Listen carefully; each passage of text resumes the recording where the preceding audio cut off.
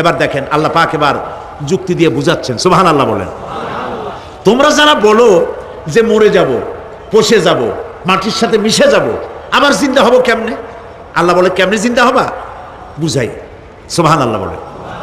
আল্লাহ রাব্বুল আলামিন বলেন, আল্লাহুল্লাযী আরসালার রিয়াহা ফাতুসিরু সাহাবা ফাসুকনাহু ইলা বালাদিন মাইয়িতিন ফাআহইয়ানা বিহিল আরদা বা'দা মাউতিহা কাযালিকান নুশুর।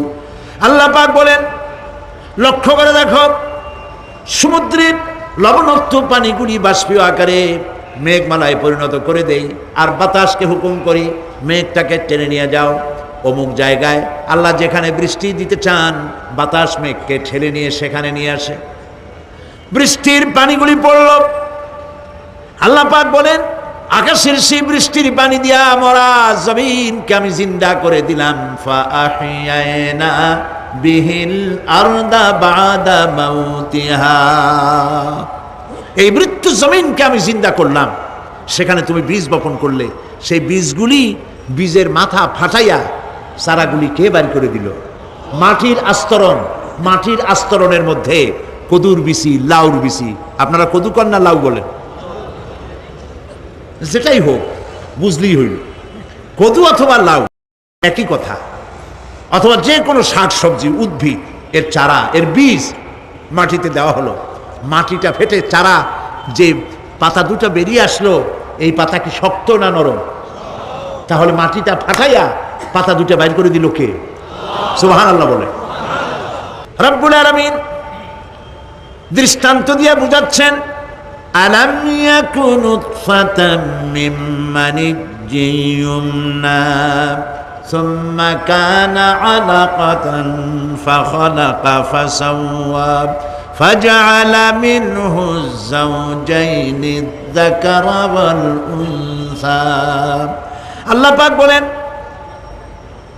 মানুষকে নিকৃষ্টতম মাতৃগর্ভে নিক্ষিপ্ত এক ফোঁটা পানি ছিল না, আমি তার থেকে আকার আকৃতি দিয়ে সুগঠিত করে মানুষের আকার দান করেছি, আর মায়ের পেটের ভিতরে আমি নারী আর পুরুষ বানাইছি, কন্যা সন্তান এবং পুত্র সন্তান বানাইছি। সুবহানাল্লাহ। এখন মানুষে কয় যে আমরাও পারি, এই যে ক্লোনিং সিস্টেম একটা শুরু হয়েছে, শুনছেন আপনারা? কথা না কইলে বুঝি কি? ক্লোনিং পদ্ধতি। এটি ক্লোনিং পদ্ধতি বিজ্ঞানীরা যারাই কাজটা করতেছে তারা বিশ্ব সভ্যতাকে বিনষ্ট করার একটি মারাত্মক কাজে তারা হাত দিয়েছে। ক্লোনিং পদ্ধতিতে যে যা কিছু তৈরি হয়, এর আগে ভেড়ার বাচ্চা হয়েছে, ছাগলের বাচ্চা বানাইছে, সেগুলি তার মায়ের মতোই হয়েছে অথবা পিতার মতো হয়েছে। পিতার ডিএনএ নিয়ে একটা পুরুষ জাতীয় জন্তুর ডিএনএ অথবা স্ত্রী জাতীয় একটি জন্তুর ডিএনএ নিয়ে তারপরে বিশেষ প্রক্রিয়ার মাধ্যমে সন্তান, এই বাচ্চা উৎপাদনের ব্যবস্থা তারা শুরু করেছে পশু দিয়ে। এরপরে মানুষ এভাবে করা যায় কিনা সেই চিন্তা তারা করেছে। ইতিমধ্যে নাকি দুটো বাচ্চা হয়েছে, এটা সত্য না মিথ্যা এখনো যাচাই করা যায় নাই। কিন্তু পশুর থেকে যেগুলো হয়েছে সবগুলি রোগ নিয়ে আসছে পৃথিবীতে, গেল এক নম্বর কথা। দুই নম্বরে ডিএনএর মাধ্যমে যে মানব শিশু পয়দা হয় তার সবগুলি তার মায়ের অনুকরণে হয়, একেবারে অবিকল মায়ের চেহারা নিয়ে আসতেছে, অবিকল পিতার চেহারা নিয়ে আসতেছে। চিন্তা করুন, এই মেয়ে যখন বয়সপ্রাপ্তা হবে তখন তার পিতা কি করে বুঝবে তার বউ কোনটা আর মেয়ে কোনটা? উচিত হবে পৃথিবীর সমস্ত নেতৃবৃন্দ, বিশ্ব নেতৃবৃন্দের ঐক্যবদ্ধ হয়ে এই দুঃসাহসিক কাজকে বাধা দিয়ে বন্ধ করে দেওয়া উচিত।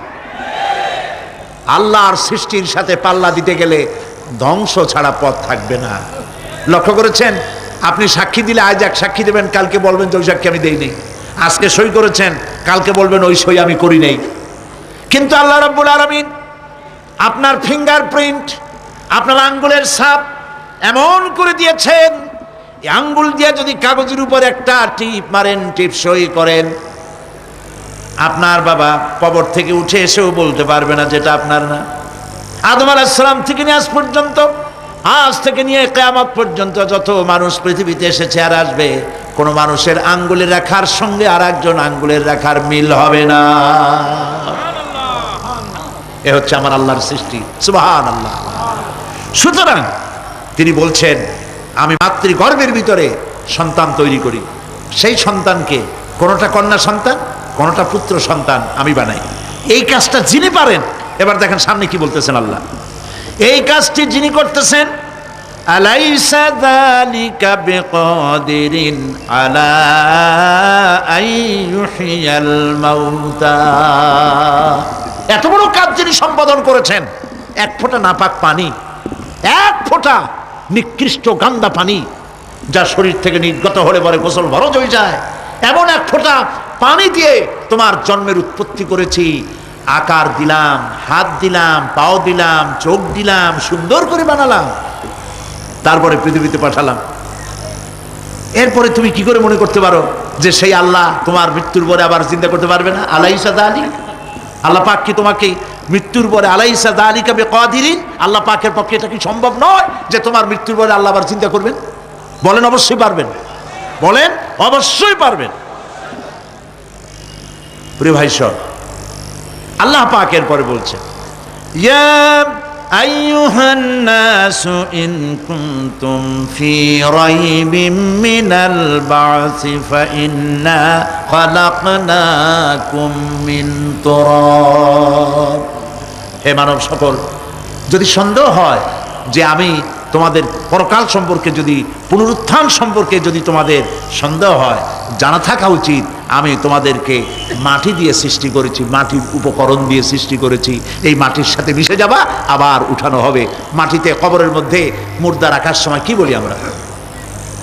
মিনহা খালাকনাকুম ওয়া ফিহা নুঈদুকুম। পড়েন সবাই, মিনহা خلقناكم وفيها نعيدكم ومنها نخرجكم تارة أخرى। মাতৃগর্ভের ভিতরে মানুষকে আল্লাহ রাব্বুল আলামিন হাত পাও চক্ষু কর্ণনাসিকা দিয়ে সুন্দর করে মায়ের পেটের ভিতরে বানায়া এই পৃথিবীতে আল্লাহ পাক পাঠায় দেন।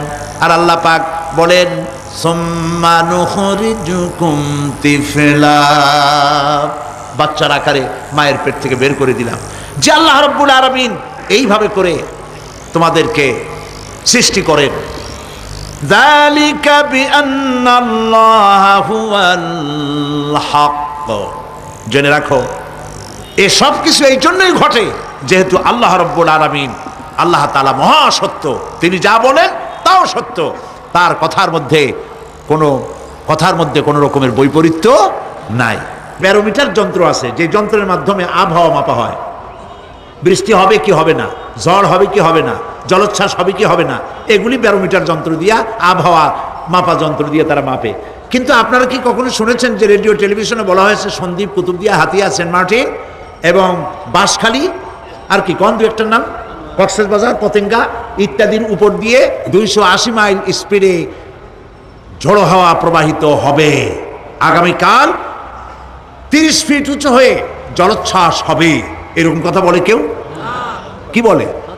হইতে পারে, হইতে পারে, বজ্র সহ বৃষ্টিপাত।